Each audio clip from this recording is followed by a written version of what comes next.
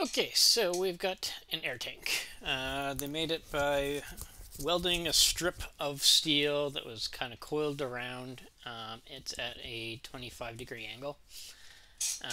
And we want to figure out what the stresses are in the directions perpendicular and parallel to the weld are.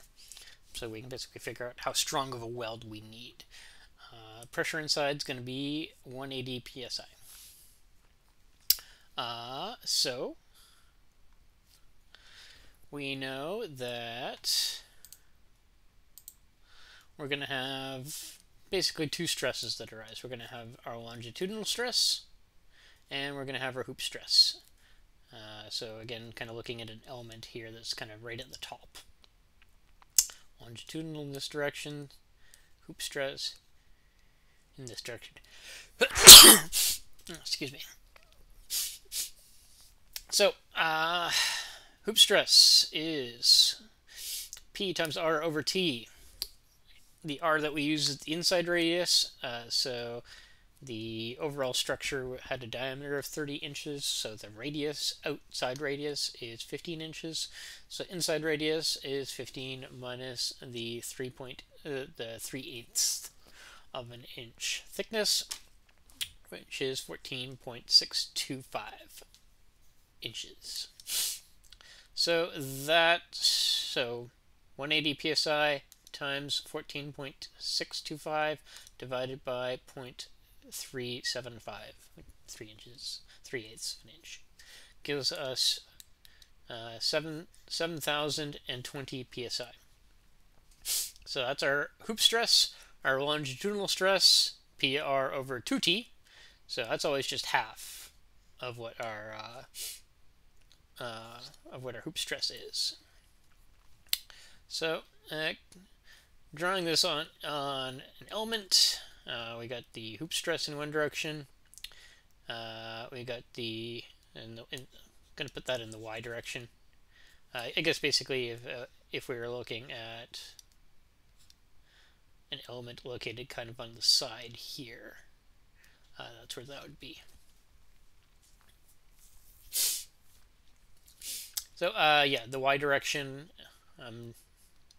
the direction I'm defining is the y direction. That's going to be the hoop stress, and then the direction I'm defining as the x direction. That's going to be the longitudinal stress. And we want to figure out what would happen, what the stresses are on a cube that is oriented like this is, because the welds are running like this. So we want to figure out what's happening on this new x prime face. So I'll just kind of refresh your memory about what that formula is.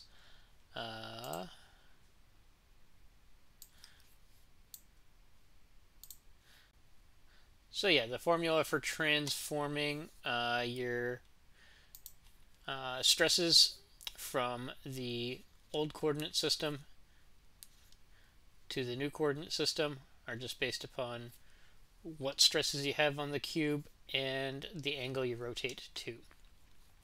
So as well, it's useful to keep in mind that we didn't have any shear stress in our original configuration. So that term 0, that term 0, this term 0. So we're going to get some sort of shear stress in our new configuration because these terms aren't 0. So just switching back here. So our shear stress is just based upon, actually here I'm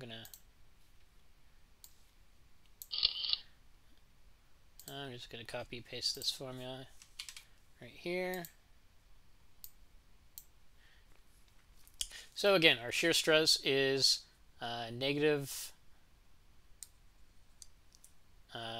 sigma x minus sigma y divided by 2 times sine 2 theta. So negative 3510 minus 7020 over 2 psi times sine 2 theta. So here, so sine 50 degrees. So this term here ends up being negative, so it cancels out the negative sign there. And plug it in your calculator, you end up getting a positive 1.34 KSI. As for our new sigma x prime, got the average of the two stresses times half of the difference of the two stresses times twice our angle, and then this term's nothing. So sigma x plus sigma x here plus sigma y here divided by 2 plus sigma x minus sigma y divided by 2 times cos 50. So that one ends up being 4.12 KSI once you plug it in, because again the tau term is 0 on both those. And then for completeness, for the stress in the new y prime orientation, for us it ends up being the same thing, except this term here, this term up here used to be subtracted, sorry, it used to be added, now we're subtracting it. And of course this term at the end here is still 0. So again, 3510 plus 7020 divided by 2 minus 3510 minus 720 divided by 2 times cos 50. So that brings us to 6.40 KSI. So just drawing this on a new stress cube that is aligned with the weld. So like the weld would be right here. Got the 4.12 KSI tensile stress and the 1.34 KSI shear stress in this direction. So those are basically the forces, the stresses that the weld itself would need to be able to withstand in order to avoid splitting apart at the seams.